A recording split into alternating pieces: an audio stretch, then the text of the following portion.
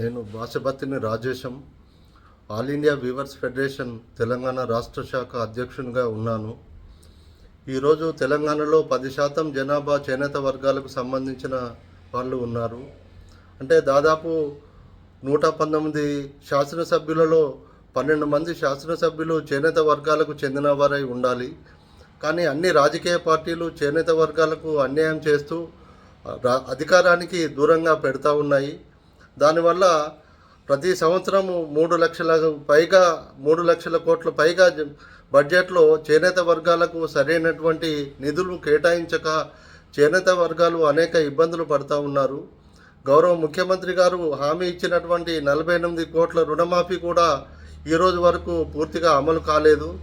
ఎందుకంటే మన వాళ్ళు ఎమ్మెల్యేలు కానీ ఎమ్మెల్సీలు కానీ ఎవరు శాసనసభలో లేకపోవటం వల్ల, మన గురించి మాట్లాడే వాళ్ళు లేకపోవటం వల్ల మనకు ప్రభుత్వం నుండి రావాల్సిన నిధులు రావట్లేదు. అందుకే ఇప్పటికైనా మనం మేల్కొని మన చేనేత వర్గాలకే మన ఓట్లు వేసుకొని మన వాళ్ళనే గెలిపించాలని చెప్పేసి నేను కోరుతా ఉన్నాను. రాబోయే మున్సిపల్ ఎన్నికలలో తప్పనిసరిగా చేనేత వర్గాలు అభ్యర్థులు ఎక్కడ పోటీ చేసినా వాళ్ళకే మన ఓట్లు వేసి మన వాళ్ళనే కార్పొరేటర్లుగా, మేయర్లుగా గెలిపించాలని చెప్పేసి నేను కోరుతా ఉన్నాను.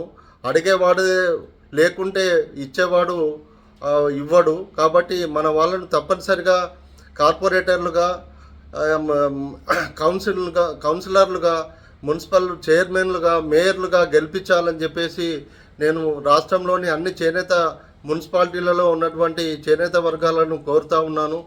అవసరమైతే బహుజన వర్గాలైన ఎస్సీ, ఎస్టీ, బీసీ అభ్యర్థుల ఓట్లు కూడా మన వాళ్లకు వేపించాలని చెప్పేసి నేను ఈ సందర్భంగా కోరుతా ఉన్నాను.